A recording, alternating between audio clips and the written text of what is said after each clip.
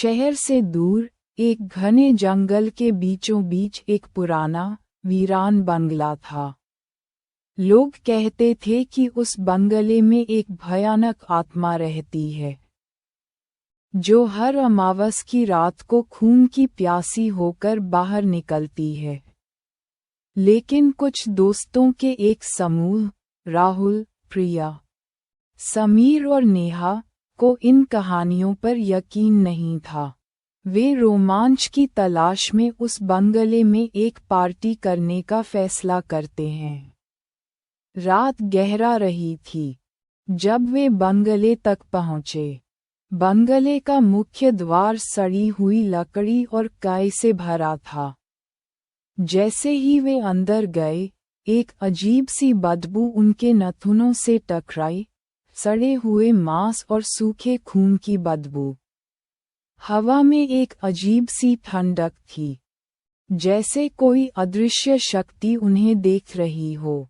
ये सब बस तुम्हारे दिमाग का खेल है, राहुल ने हंसते हुए कहा, लेकिन उसकी आवाज में थोड़ी घबराहट थी। वे ड्राइंग रूम में गए, जहां धूल की मोटी परत हर चीज पर जमी थी। प्रिया ने एक पुरानी मोमबत्ती जलाई और उसे एक कोने में रखा।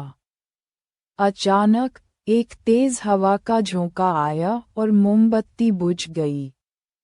वे सब एक पल के लिए डर गए, लेकिन उन्होंने इसे बस हवा का झोंका मानकर नजरअंदाज कर दिया। समीर ने एक बोतल निकाली और सबने पीना शुरू कर दिया।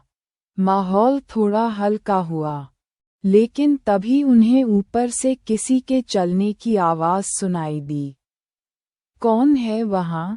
नेहा ने डरते हुए पूछा। शायद कोई जानवर होगा, राहुल ने जवाब दिया। लेकिन अब उसकी आवाज में भी डर साफ झलक रहा था। उन्होंने सोचा कि वे ऊपर जाकर देखेंगे, लेकिन तभी उन्हें एक जोरदार चीख सुनाई दी। वह चीख समीर की थी।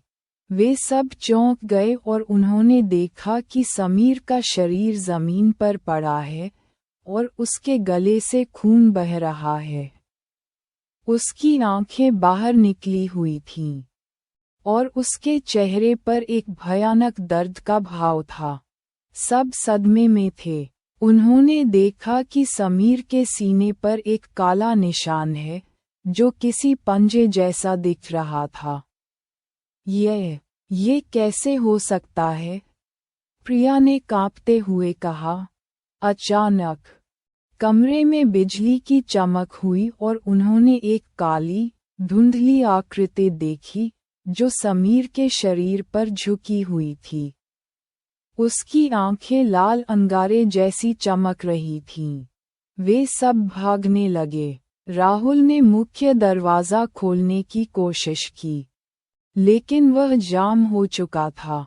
वे फंस गए थे। जल्दी, खिड़की से निकलो, राहुल ने चिल्लाया। लेकिन जब वे खिड़की की तरफ बढ़े, तो उन्होंने देखा कि प्रिया का शरीर फर्श पर गिरा हुआ है।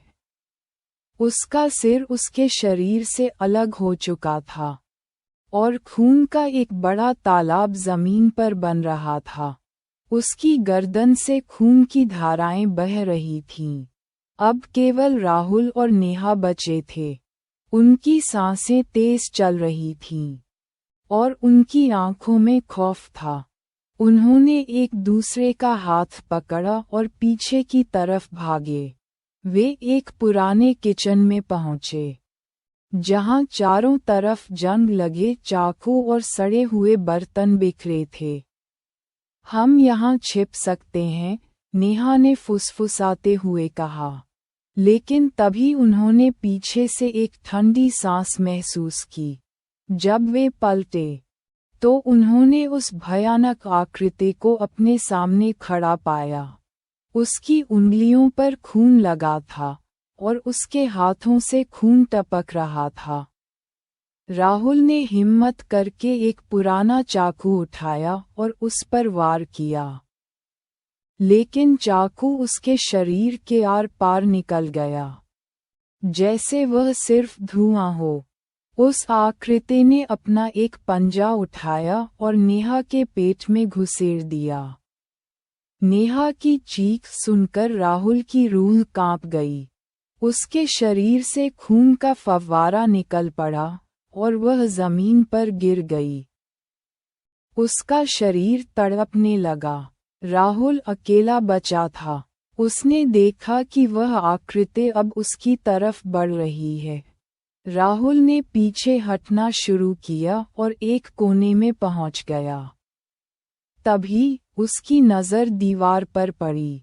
वहां खून से लिखा हुआ था, कत्ल की रात, कोई नहीं बचेगा। उस काली आकृति ने राहुल को गर्दन से पकड़ा और उसे हवा में उठा दिया।